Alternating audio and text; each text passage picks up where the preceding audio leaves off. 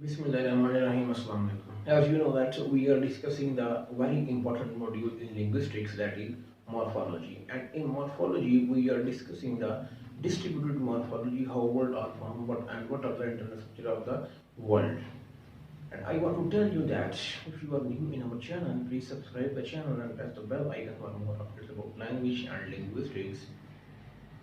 And I want to tell you that this series I want to dedicate mother of all the world. And you must pray first your mother and then my mother also. And in this video, and after viewing this video, you will be able to know that what are the morphological features of roots. When we study world structure in English language specifically, and we must know that what is the property of roots. And roots have some morphological features, and in this video you will be able to learn that what are that particular morphological feature that you must know, and see what are the morphological features within the English language. See, the very first is that roots have phonological representation. We say that some word like noun, like book in English, and the same counterpart of the book in Urdu language is kitab. You notice that there are some phonological property of that particular word. If this is the root, this has some phonological property. That phonological property makes that root, and that root has some meaning. And if we break that word, that root, the structure of the root will be spoiled. So the domain of our study is only morphology, and in morphology we have some phonological features, some phonological structures, and our roots have some phonological representation. In morphology we have some phonological representation of the roots.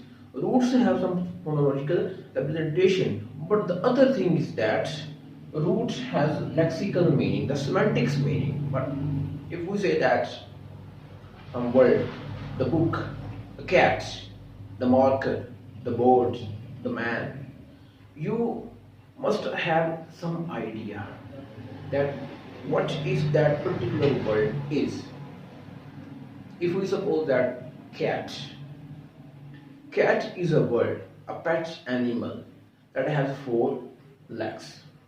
So we can say that when we speak the word a root, that is the root, and that root must have some phonological properties, and that phonological properties cannot be decomposed. And the next one is the non-decomposable. Roots are the non-decomposable entities. If we want to cut the roots, we will be entered into the domain of phonology. But our domain is not phonology, our domain is morphology. If we break the word, if we break the roots, the meaning of that root will be spoiled, because you cut that word, you cut that root, and if you cut that root, the meaning of that coherent root will be spoiled, because that coherent roots must have some meaning, some property, some semantic, some lexical meaning.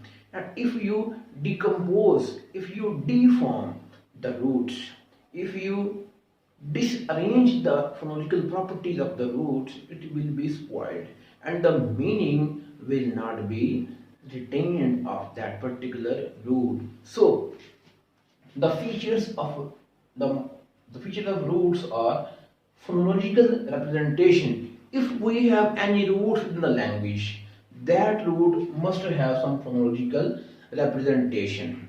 And the second one is the roots in every language must have some semantic lexical meaning.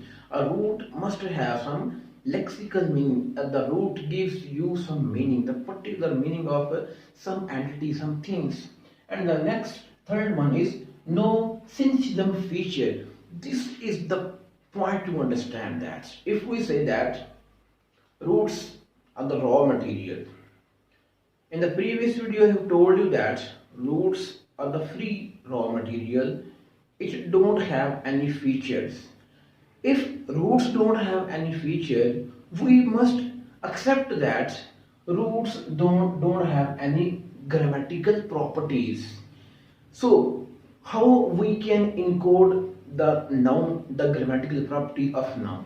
Because the categorizer heads merges with the roots, and then if the categorizer head n merges with the noun, the roots, that will categorize that particular root that is unspecified, and after merging the noun with that root, that will become the noun. If we suppose that we have the roots and the category of the root has not been marked, and if this root is merged with the verb, that root will be the verb. So roots don't have any synchyl features, mean grammatical feature, functional feature. Root don't have, but one thing that contains the functional feature, that is the categorizer heads. Categorizer heads have the functional features, and categorizer heads merges with the roots, and that roots will be marked the features, the grammatical feature, and then our root will become the noun, our root will become the verb, our root will become an adjective. The last one is that root is non-decomposable, mean we don't cut, we don't deform, we don't break the roots. If we have any pack of phonological phonological properties, and that pack of phonological properties will give you some meaning, like cat, like book. And if some roots that has some phonological pack of the some material, and that gives you some meaning, so if we cut that root, the meaning, the semantic meaning, the lexical meaning of that particular root will be spoiled. And in this video I will told you that there are some morphological features of root within the distributed morphology. Suppose, what are the features within the English language?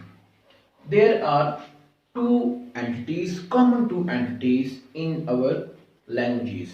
One is the noun, second is the verb. When we categorize the word, that roots will become either the noun or the verb or adjective, and whatever we are merging the categorizer head with the root, and it will become that particular word. If we suppose that noun has some features, that is the number feature, the singular form, the plural form.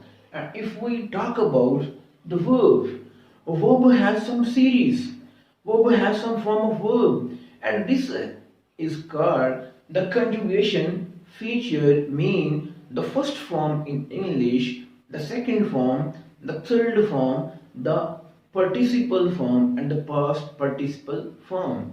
And so we can say that these are the features of the verb, and these are the features of noun within the English language, and these features must retain some phonological properties, and these properties are called morphological feature. And if we want to make the first form of verb to the second form, we in formal way we add the ed in English language, like wash, washed, washed. And if we put ed at the end of the word wash, it will become washed. But the problem is that if we add the word ed, the morpheme ed, and it has some morphological feature, because the adding of the ed will give you some different meaning. And if you suppose that if we omit that ed, it will give you some different meaning. And in this way, we can say that roots have morphological feature. And see, if we say that the singular or plural form, we can say that the S in English language mark the number feature. And if we omit the S is the morphological properties. And if we omit the S, our noun will become the singular. And if we insert the S, our noun will become the plural noun. So we can say that we have some phonological, morphological features of roots, and their features are the phonological representation, one, lexical meaning, no synsym feature, and third one is non-decomposable roots. We don't break the roots. And if we talk about, if we want to apply the roots on the data, we can say that if we generate a new word like verb or noun, we have some things, we have some conjugation feature, we have some particle, singular and plural noun, and this is the morphological properties of the roots, and that mark the word, either the word is singular or the plural, the first form, the third form, the participle, the past participle, the present participle, whatever these are making within the word. And in this video I have told you that what are the features of the roots and how we can identify that these are the features of the roots in English language. Thank you.